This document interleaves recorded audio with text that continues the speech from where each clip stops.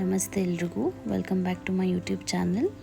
ಇವತ್ತಿನ ರೆಸಿಪಿ ಬಂದು chia seed pudding with fruits and nuts, ಒಂದು ಹೆಲ್ತಿ ಬ್ರೇಕ್ಫಾಸ್ಟ್ ಹಾಗೂ ಸ್ನ್ಯಾಕ್ ಆಪ್ಷನ್. ನಾನಿಲ್ಲಿ 5 ಸ್ಪೂನ್ ಚಿಯಾ ಸೀಡ್ಸ್ ಯೂಸ್ ಮಾಡಿದ್ದೀನಿ ಮತ್ತು ಹಾಫ್ ಕೊಕೊನಟ್ ತೊಗೊಂಡಿದ್ದೀನಿ. 2.5 ಗ್ಲಾಸ್ ವಾಟರ್ ಯೂಸ್ ಮಾಡ್ತಾಯಿದ್ದೀನಿ ಕೊಕೊನಟ್ ಮಿಲ್ಕ್ ಮಾಡೋದಕ್ಕೆ. ಸೊ ಫಸ್ಟು 2 ಗ್ಲಾಸ್ ವಾಟರ್ ಹಾಕಿ ಕೊಕೊನಟ್ನ ಗ್ರೈಂಡ್ ಮಾಡ್ಕೋತಾ ಇದ್ದೀನಿ. ಅದರಲ್ಲಿ ಬರೋ 2 ಗ್ಲಾಸ್ ಮಿಲ್ಕ್ ಸಪ್ರೇಟಾಗಿ ಇಟ್ಟಿದ್ದೀನಿ. ಆ್ಯಂಡ್ ಮತ್ತೆ ಸೇಮ್ ಕೊಕೊನಟ್ ಫೈಬರ್ ಏನು ಮಿಕ್ಕಿರುತ್ತೋ ರುಬ್ಬಿರೋದ್ರಲ್ಲಿ ಅದಕ್ಕೆ ರಿಮೈನಿಂಗ್ ಹಾಫ್ ಗ್ಲಾಸ್ ವಾಟರ್ ಹಾಕಿ ಮತ್ತು 2 ಟೇಬಲ್ ಸ್ಪೂನ್ ಜಾಗ್ರಿ ಪೌಡರ್ ಹಾಕಿ ಗ್ರೈಂಡ್ ಮಾಡ್ಕೊಂಡಿದ್ದೀನಿ. ಆ ಕ್ಲಿಪ್ಪಿಂಗ್ ಸ್ವಲ್ಪ ಮಿಸ್ ಆಗಿದೆ, ಇಲ್ಲ ಆ್ಯಡ್ ಮಾಡೋಕ್ಕಾಗಿಲ್ಲ. ಸೊ ಚಿಯಾ ಸೀಡ್ನ ಚೆನ್ನಾಗಿ ಮಿಕ್ಸ್ ಮಾಡಬೇಕು. ಮೇನ್ ಲಮ್ಸ್ ಇರಬಾರ್ದು ಚಿಯಾ ಸೀಡ್ಸಲ್ಲಿ.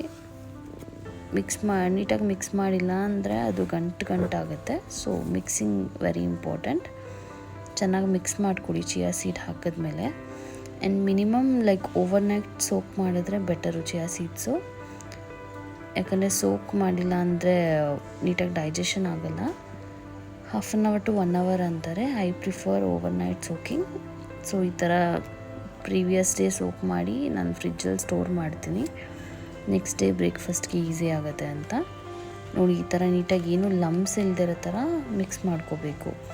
ಎಷ್ಟು ನೀಟಾಗಿ ಮಿಕ್ಸ್ ಮಾಡ್ಕೋತಿರೋ ಅಷ್ಟು ನೀಟಾಗಿ ಚಿಯಾ ಸೀಡ್ಸು ಪ್ಲಂಪ್ ಆಗುತ್ತೆ ಮತ್ತು ಡೈಜೆಷನ್ಗೂ ಈಸಿ ಆಗುತ್ತೆ ಸೋಕ್ ಆದಷ್ಟು. ಸೊ ಆಲ್ರೆಡಿ ನಾನಿಲ್ಲಿ 1 ಬೌಲ್ ರೆಡಿ ಮಾಡಿದ್ದೀನಿ. ಸೆಕೆಂಡ್ ಬೌಲ್ ಅರೇಂಜ್ ಮಾಡಿ ತೋರಿಸ್ತೀನಿ ಬನ್ನಿ. ಸೊ ನಾನು ಬನಾನಾ ಯೂಸ್ ಮಾಡ್ತಿದ್ದೀನಿ ಮತ್ತು ಡ್ರ್ಯಾಗನ್ ಫ್ರೂಟ್ ಮತ್ತು ಪೊಮೊಗ್ರನೇಟ್ ಯೂಸ್ ಮಾಡಿದ್ದೀನಿ. ಸೊ ನೀವು ಯಾವ ಫ್ರೂಟ್ಸ್ನಾದರೂ ಕಾಂಬಿನೇಷನ್ ಮಾಡ್ಕೋಬೋದು. ಮ್ಯಾಂಗೋ ಹಾಕ್ಕೋಬೋದು, ಆ್ಯಪಲ್ ಹಾಕ್ಕೋಬೋದು, ಕಿವಿ ಫ್ರೂಟ್ಸ್ ಹಾಕ್ಕೋಬೋದು. ಎನಿಥಿಂಗ್, ಯಾವ ಫ್ರೂಟ್ಸ್ ಆದರೂ ಆ್ಯಡ್ ಮಾಡ್ಕೋಬೋದು.